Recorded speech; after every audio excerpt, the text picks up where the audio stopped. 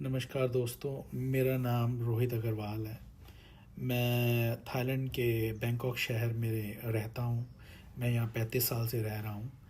मैं यहाँ तब आया था जब मेरी उम्र 12 साल थी, अपने पेरेंट्स के साथ। तो मैंने यहीं पढ़ाई की, यहीं पे काम किया और अब यहीं बसा हुआ हूँ। मैंने देखा कि आजकल यूट्यूब पे मैनिफेस्टेशन के बहुत ज़्यादा वीडियोस आ रहे हैं, और मैंने देखा कि काफ़ी लोगों के कमेंट्स भी पढ़े जिसमें लिखा है कि उनका मैनिफेस्टेशन काम नहीं करता। अभी मैं आपको जो बात बता रहा हूँ वो शायद किसी ने किसी भी वीडियो में आपको नहीं बताई होगी। आप जैसे मुझे देखते हैं, आज से 10 साल पहले शायद मैं वैसा नहीं था। मैं एक छोटे से अपार्टमेंट में रहता था अपनी बहन, सिस्टर और अपनी एक्स वाइफ के साथ। ठीक है। उसके बाद मैंने वीडियो देखी द सीक्रेट, उससे मैंने काफ़ी कुछ सीखा। मगर उसमें भी कुछ चीज़ें ऐसी थी जो उन्होंने नहीं बताई थी, जो मैंने अपने आप से या मैंने अपने कुछ एक्सपीरियंस के साथ समझ कर उनको अप्लाई किया। पहले मैं एक मामूली सा कह सकते हैं इंग्लिश टीचर था, एक लैंग्वेज सेंटर में यहाँ थाईलैंड बैंकॉक में। फिर मैंने यूनिवर्सिटी ज्वाइन की। तो आपको तो मालूम है यूनिवर्सिटी में प्रोफेसर की क्या सैलरी रहती होगी, राइट। तो एक दिन मैंने सोचा कि क्या मैं पूरी ज़िंदगी यही करूँगा या इससे ज़्यादा कुछ बन पाऊँगा।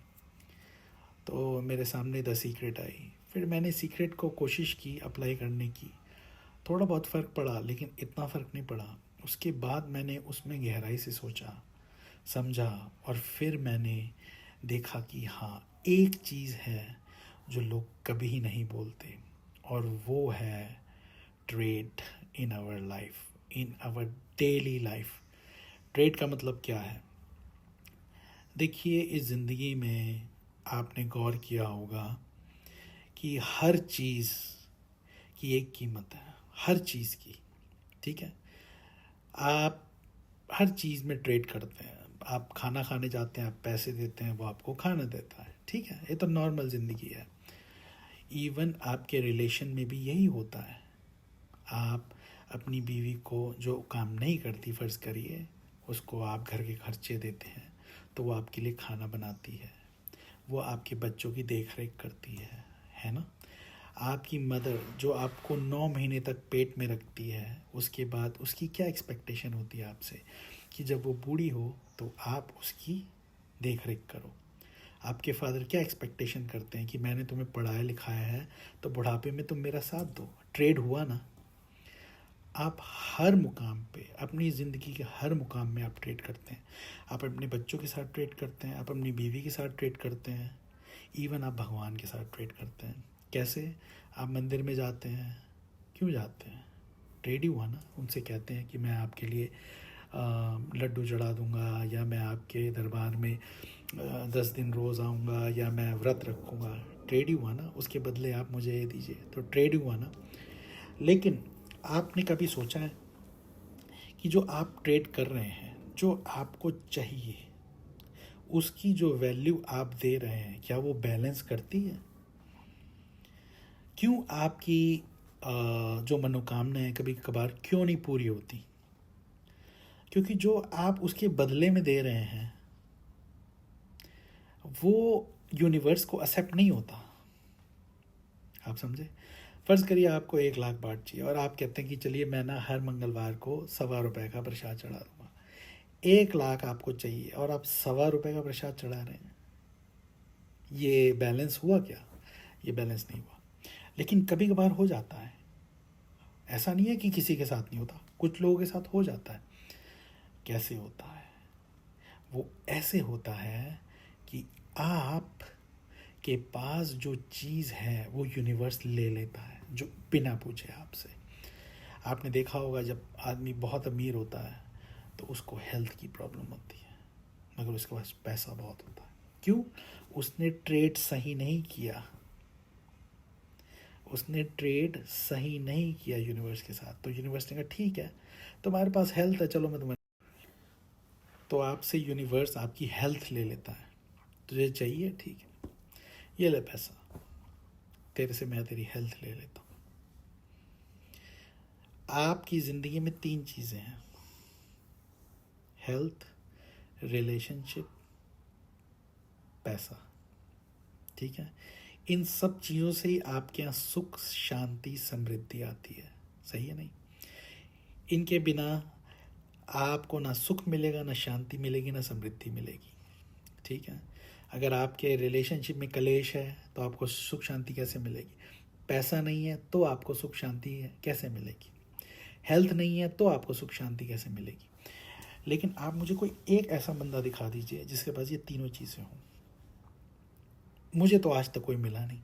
अगर आपको कोई मिला हो तो मुझे भी बता दीजिएगा।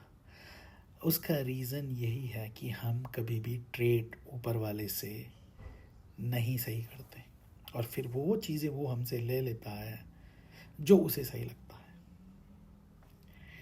इसलिए अगर आप देखें कि कुछ मंदिर हैं, उनमें लोग बड़े जाते हैं और वहाँ उनकी मनोकामनाएं पूरी होती हैं, है ना? देखा होगा आपने। क्यों? वहाँ पे लोग बड़ा चढ़ावा चढ़ाते हैं, बहुत चढ़ावा चढ़ाते हैं। तो उस हिसाब से उनकी मनोकामनाएं भी कभी कभार पूरी हो जाती हैं। हर एक की नहीं होती हैं, सबकी नहीं होती हैं, लेकिन जहाँ यूनिवर्स को लगता है कि हाँ ये थोड़ा वाजिब है, चलो दे देते हैं इसको, ठीक है। लेकिन अगर लगता है नहीं अभी थोड़ा कम है तो कुछ और ले लेता है उससे, ये याद रखिएगा। मैं अपनी बात कर सकता हूँ। मेरे को भगवान ने पैसा दिया, हेल्थ दी, लेकिन मुझे रिलेशनशिप में प्रॉब्लम है। अब मैं उसको मैनिफेस्ट कर रहा हूँ, लेकिन जो मैं मैनिफेस्ट कर रहा हूँ रिलेशनशिप के लिए, मैं चाहता हूँ कि ना मेरा पैसा जाए ना मेरी हेल्थ जाए और रिलेशनशिप भी सही रहे। उसके लिए मुझे सोचना पड़ रहा है कि मैं क्या ट्रेड करूँ ऊपर वाले से कि वो मुझसे कुछ और ना ले। आप समझे? आप ये मत समझिएगा यूनिवर्स आपको फ्री में सब कुछ दे देता है। फ्री में तो इस वक्त कोई किसी को कुछ भी नहीं देता, इवन भगवान भी आपको नहीं देते। अगर आप उनके मंदिर में ना जाओ और आप प्रार्थना ना करो तो भगवान भी आपकी नहीं सुनते, है ना? सही है ना? तो इसलिए जब भी आप कुछ मांगे, आप ये सोचें कि इसके बदले में मैं क्या दे सकता हूँ भगवान को। चढ़ावा, उससे शायद कभी कुछ फ़र्क नहीं पड़ता, इसीलिए आप रोज़ मंदिर जाते हैं, आपको कुछ नहीं मिलता, आपकी मनोकामना पूरी नहीं होती। मैं आपसे कहता हूँ, आप एक बार कोशिश कीजिए। आप कहिए भगवान मुझे 1 लाख बांट दीजिए, 1 लाख रुपए दीजिए, ठीक है। इसके बदले में मैं 40,000 रुपये गाय की सेवा में, जो लोग अनाथ हैं उनकी सेवा में लगा दूंगा, और 60,000 मैं यूज़ करूँगा। आप करके देखिए, आप एक बार करके देखिए। लेकिन ये लोग बहुत कम लोग कर पाते हैं, क्योंकि आपके दिल में ग्रीड आ जाता है। आप कहते हो यार 1 लाख मुझे मिलेंगे, 40,000 मैं ऐसे ही दे दूँ, 60,000 में मेरा क्या होगा? इसलिए आपका दिमाग पहले ही गंदा हो गया, तो आपको कैसे, ये चीज़ें सब दिल से होती हैं। आपने दिल बना लिया कि हाँ भाई भगवान मुझे 1 लाख मिला ना, 40,000 में लोगों की हेल्प में लगा दूँगा। इससे बढ़िया बात क्या है कि कम से 60 तो मुझे मिलेगा। लेकिन ये हम लोग नहीं कर पाते, इसीलिए हमें नहीं मिलता।